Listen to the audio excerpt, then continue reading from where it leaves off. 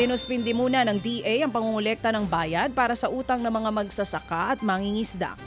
Sa ilalim po ng moratorium, ang mga kwalipikadong umutang sa Agricultural Credit Policy Council ay maaaring hindi na muna magbayad ng utang sa loob po ng hanggang 1 taon. Prioridad daw ang mga borrower na maganda ang record sa pagbabayad ng utang. Bilang tulong daw yan sa mga magbubukid at mangingisda. Sa gitna pa rin ng pagsipa ng presyo ng produktong petrolyo maging ng fertilizer. Maaari namang madagdagan ang mahihirap sa Pilipinas dahil po yan sa taas presyo ng produktong petrolyo. Base po sa pag-aaral ng Philippine Institute for Development Studies, maaaring higit 1 milyong Pilipino ang matulak sa kahirapan. Kung lalala pa daw ang sitwasyon, posibleng 3.2 milyong Pilipino ang makonsidera bilang newly poor ngayong taon. Kaya naman na dapat daw gawing prioridad ang stable na presyo ng petrolyo bilang social protection. Walang boses ang middle class kaya't hindi napapansin ng gobyerno ang kalbaryo. Sa gitna po yan ng pagsirit ng produktong petrolyo o ng presyo ng produktong petrolyo. Ayon po yan mismo kay UP College of Law Professor John Molo.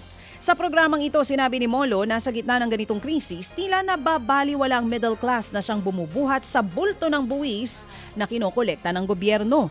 Maaring napagkamalan ding mayaman ang nasa middle class pero posibleng hindi daw nakikita ng gobyerno ang paghihikahos ng mga nasa middle class na nagbabayad ng tuition fee ng anak at may hinuhulugang sasakyan, condominium o di kaya'y lubog sa utang. Ayon pa kay Molo, kailangan maghanap ng middle class ng mukha na lalaban para marinig ng gobyerno ang kanilang mga hinaing. Yung mahihirap, palaging priority yan ng politiko, ng ekonomista, ng government policy expert. Okay? Tama naman din yun, but may practical reality dyan. Karamihan ng boto, maaari mong itap sa kanila. So, priority pa yan.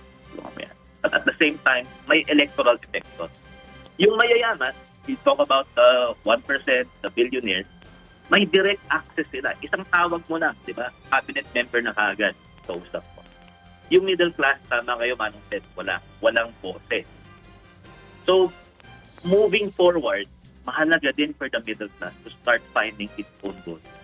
Maybe to even organize politically. Maybe to look for new champions. Yan nga po ang tinig ni Professor John Molo ng UP College of Law.